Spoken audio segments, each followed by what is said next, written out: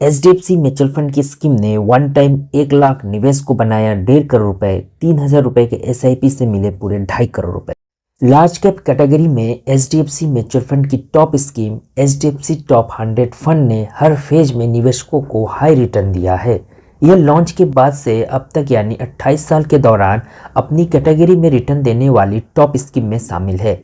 इस फंड ने अपने लॉन्च के बाद से लमसम निवेश पर 19.50% एनुअल और एसआईपी निवेश पर 18.57% एनुअल रिटर्न दिया है।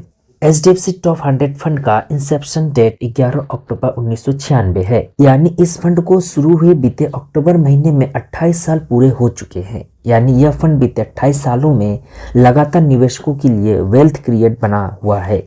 इस फंड का 30 नवंबर 2024 तक एसेट अंडर मैनेजमेंट यानी AUM 36,587.24 करोड़ रुपए था, जबकि फंड ने रेगुलर प्लान का एक्सपेंस रेशियो 1.60% है। इसके बेंचमार्क निफ्टी 100 TRI है। इसमें कम से कम 100 रुपए से SIP शुरू किया जा सकता है, वहीं 100 रुपए के साथ लमसम निवेश भी किया जा सकता है। एचडीएफसी टॉप 100 फंड में SIP के आखिरी बीते 28 साल के मौजूद है। 28 साल में इस फंड ने निवेशकों को 18.57% एनुअल रिटर्न दिया है। इसके महज 3,000 रुपए का SIP करने वालों के पास अब 2.5 करोड़ रुपए के करीब फंड जमा हो चुका होगा।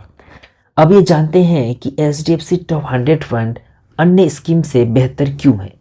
एक ओपन एंडेड इक्विटी योजना जो मुख्य रूप से लार्ज कैप शेयरों में निवेश करती है, इस स्कीम का लक्ष्य लंबी अवधि में निवेशकों की दौलत में इजाफा करना है। मार्केट रेगुलेटर सेबी के नियमों के अनुसार यह फंड लार्ज कैप शेयरों में से कम 80% एक्सपोजर बनाए रखेगा। लार्ज कैप का मतलब है कि वर्तमान में फुल मार्केट कैपिटलाइजेशन के मामले में भारत का टॉप 100 कंपनियां। आमतौर पर लार्ज कैप कंपनियां अच्छी तरह से स्थापित बिजनेस होती है, जिन पर बाजार के शॉर्ट टर्म उतार चढ़ाव का ज्यादा असर नहीं होता। ये कंपनियां प्रमुख स्टॉक्स और इकोनॉमिकल वेरिएबल में डाइवर्सिफाइड होता है और अपने सेक्टर में मार्केट लीडर की तरह होती है। एचडीएफसी टॉप 100 फंड्स उन निवेशकों के लिए सही विकल्प है जिनका लक्ष्य लंबी अवधि में निवेश के जरिए अपने फंड में कई गुना बढ़ोतरी करना है। पोर्टफोलियो में लार्ज कैप स्टॉक होने के चलते जोखिम भी कम होता है।